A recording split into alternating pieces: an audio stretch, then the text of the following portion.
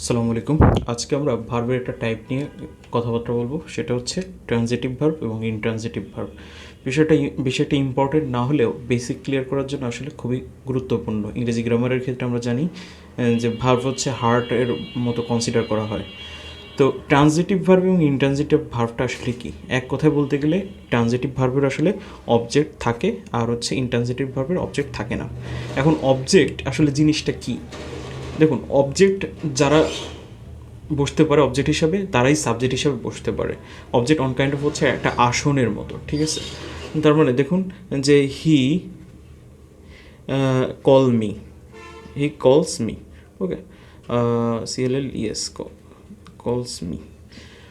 তো এখানে আমার এই যে কলটা কলটা হচ্ছে একটা ট্রানজিটিভ ভার্ব। সে কাকে কল করেছিল? আমাকে। এই যে মিটা আসলে অবজেক্টিভ ফর্ম প্রোনাউনের, যেটার সাবজেক্টিভ ফর্ম হচ্ছে আই। সো আইটা একবারে সাবজেক্ট হিসাবেও বসতে পারে, আবার হচ্ছে অবজেক্ট হিসাবেও বসতে পারে। তো মেন কথা হচ্ছে আমাদের ট্রানজিটিভ ভার্বের অবজেক্ট থাকবে এবং ইনট্রানজিটিভ ভার্বের অবজেক্ট থাকে না। এবং আরেকটা বিষয় হচ্ছে পসেসিভ, আমার প্যাসিভ করা যায়। ট্রানজিটিভ ভার্বকে প্যাসিভ করা যায়, আর ইনট্রানজিটিভ ভার্বকে প্যাসিভ করা যায় না। তো অবজেক্ট হিসাবে সাধারণত কারা বসতে পারে আমরা একটু দেখি। নাউন বসতে পারে, প্রোনাউন বসতে পারে, এছাড়াও আমাদের নাউন ফ্রেজ বসতে পারে, তারপরে নাউন ক্লজ বসতে পারে, তারপরে জিরান্ড বসতে পারে, তাই তো, তারপরে ইনফিনিটিভ বসতে পারে। এই ইনফিনিটিভ, টিআইভি, ইনফিনিটিভ এরা বসতে পারে। আর ইনট্রানজিটিভ ভার্ব যেগুলো থাকে সেগুলোর পরে সাধারণত অ্যাডভার্ব বসে। কখনো আর একটা বিষয় হচ্ছে কি, প্রিপোজিশন দিয়ে শুরু হয়। প্রিপোজিশনের পরে প্রিপোজিশন দিয়ে সাধারণত আমার ইনট্রানজিটিভ ভার্বের পরে সাধারণত প্রিপোজিশন থাকে। সো প্রিপোজিশন দিয়ে কখনো অবজেক্ট শুরু হতে পারে না, এই জিনিসটা মাথায় রাখবেন। যেমন একটা এক্সাম্পল দিলে আমরা বুঝতে পারবো, নেক্সট যখন এক্সাম্পল দেবো তখন আসলে জিনিসটা ক্লিয়ার হবে।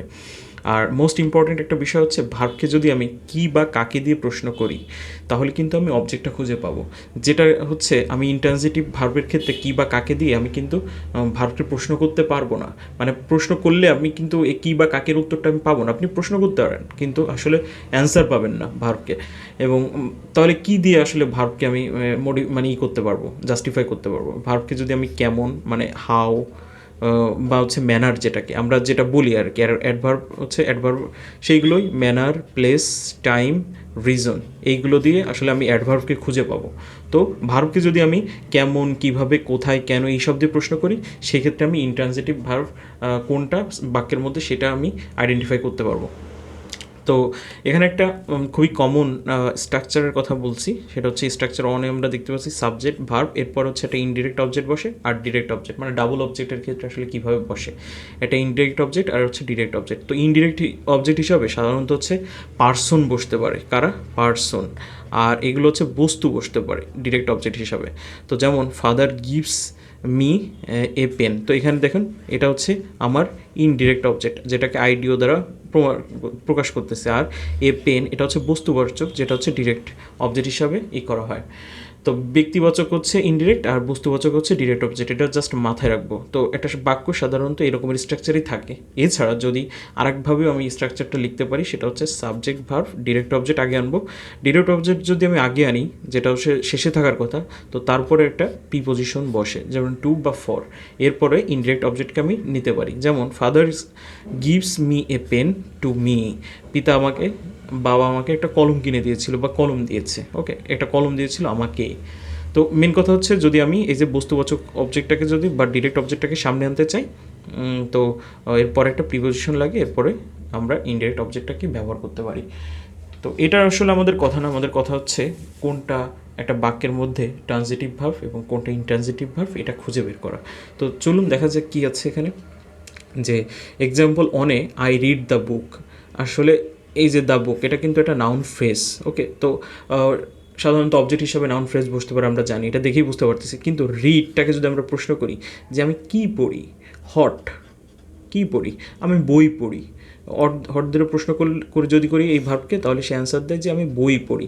তার মানে আমি কী দিয়ে প্রশ্ন করলে আমি অ্যান্সার পাচ্ছি ভার্বকে থেকে, তাহলে এইটা হবে আমার ট্রানজিটিভ ভার্ব, ওকে। আবার একইভাবে এখানে আই রিড অ্যাটেন্টিভলি।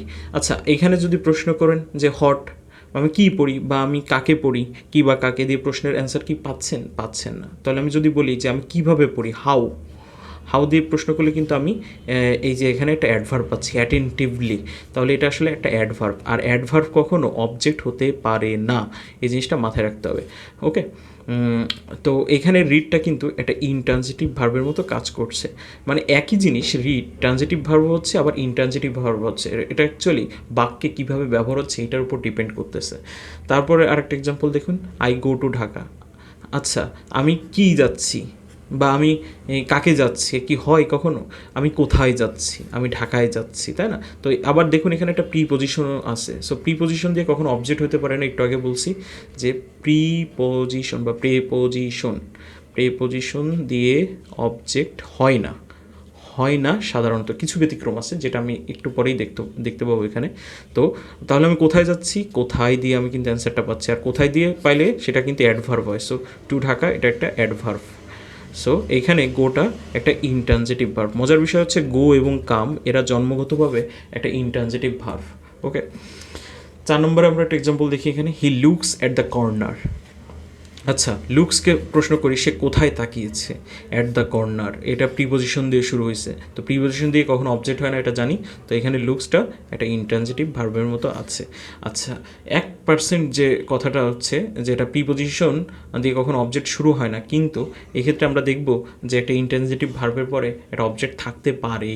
তো এটা আসলে গ্রুপ ভার্ব হিসাবে কাজ করছে। দেখুন লুকস আফটার মানে কি, দেখাশোনা করা। So he looks after his mother, সে তার মাকে দেখাশোনা করে। হিজটা এখানে পসেসিভ অ্যাডজেক্টিভ, মাদারটা এখানে হচ্ছে নাউন। সো হিজ মাদার এটা একটা নাউন ফ্রেজ হিসাবে টোটালি কাজ করবে। আর এখানে লুকস আফটার মানে কি, সে কাকে দেখাশোনা করে, কি বা কাকে দিয়ে আমি প্রশ্ন করলে আমি এই অবজেক্ট পাচ্ছি, ভার্বকে আমি লুকস আফটার সে কাকে দেখে, সে তার মাকে দেখে বা মাকে দেখাশোনা করে বা লুকস আফটার যত্ন নেয় আর কি। সো এখানে এটা একটা ট্রানজিটিভ ভার্বের মতো কাজ করবে। তো আশা করি মোটামুটিভাবে বোঝাতে পারলাম ট্রানজিটিভ ভার্ব এবং ইনট্রানজিটিভ ভার্ব। তো এরপরে প্রবলেম হওয়ার কথা না।